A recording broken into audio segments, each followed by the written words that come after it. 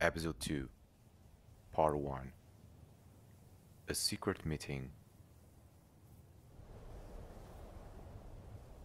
A Runga soldier was at the entrance of the gate, scouting the horizon for any threats. The Runga soldiers were highly skilled warriors, selected from the Agori and Matoran armies, trained respectively by the remaining Glatorian and Toa. Only the best fighters could join it.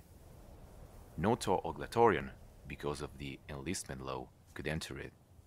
Each year, around 4,500 new warriors were drawn for both armies and were assigned to different legions. Their job was to serve a single faith, a single group of individuals, the Order of Martinui. After the Destiny War, the Order was declared official to everyone, and its members immediately became protectors as well as the Toa of Wanui. This city became the headquarters of the Outlands and of the new villages formed after the final act of the Great Spirit. At the head of Wanui there were Dume and the six Turaga from the ancient Metru Nui. The Order had the task of occupying Wanui and defending it in case of war, as it happened during the Second Cold War. Despite this, Herrix and her members discovered an ancient city several years ago and gave it the name of New Daxia, for where they stayed in communication with Wanui. However, the number of members of the Order had been reduced. Besides Helrix, there were Axon, Brutaka, Takenuva, Topduk, Krokua, Adraxon, Medzeka, and finally Trinuma. The other members decided to leave the Order. Some of them, in fact, did not believe that a threat similar to Pterodux would ever arise again. A few months ago, Herrix decided to strengthen her Order with the concept of the remaining members.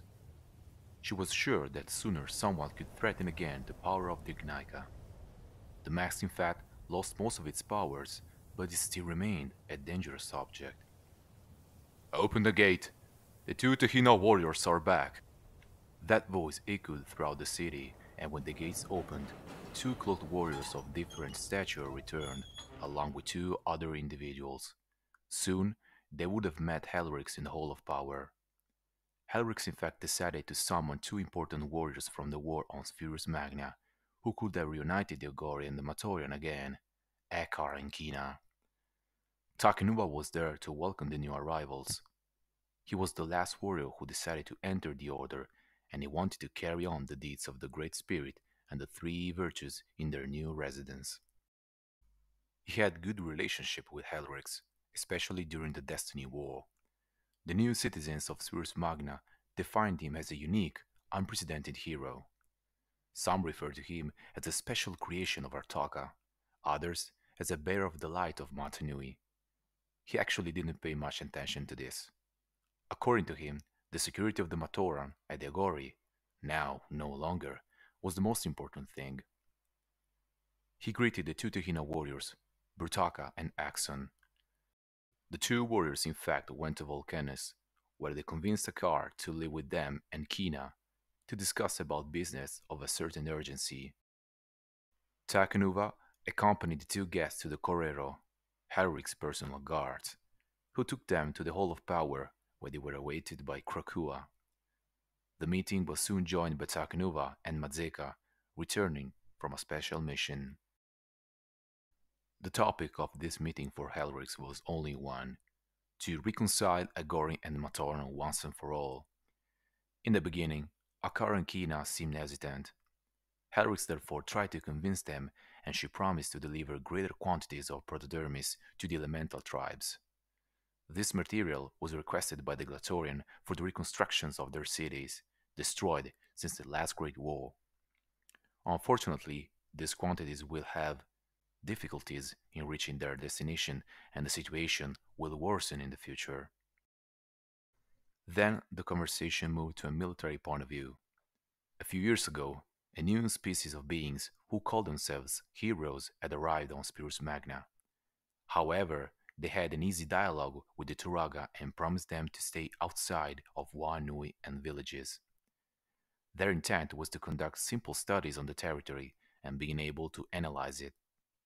It is no coincidence that most of them were mere scientists accompanied by hero warriors for personal safety.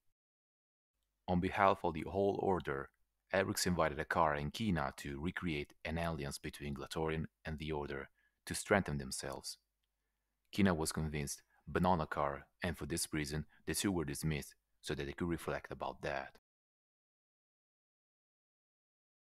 Part 2. Heroes to the Core. Stormer was certainly the best warrior in the Hero Factory. Joining the Alpha team was very complicated.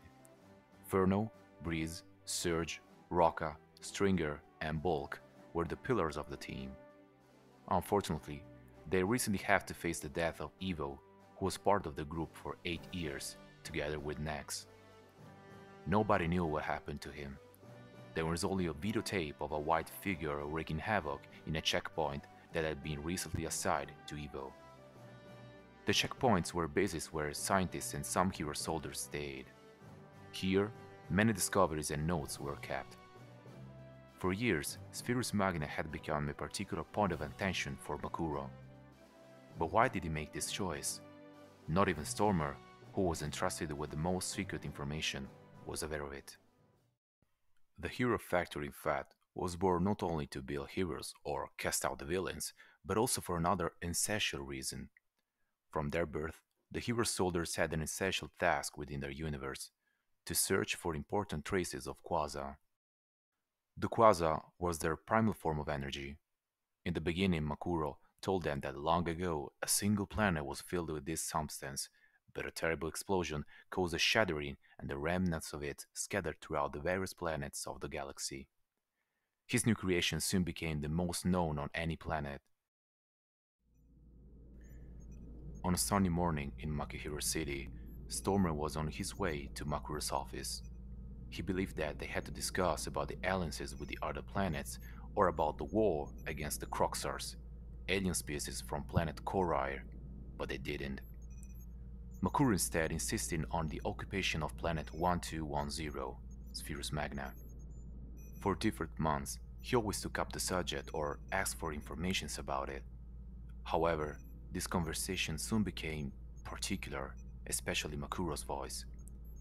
He finally asked his trusted soldier to land on planet 1210 and to have a special meeting with the planet's residents.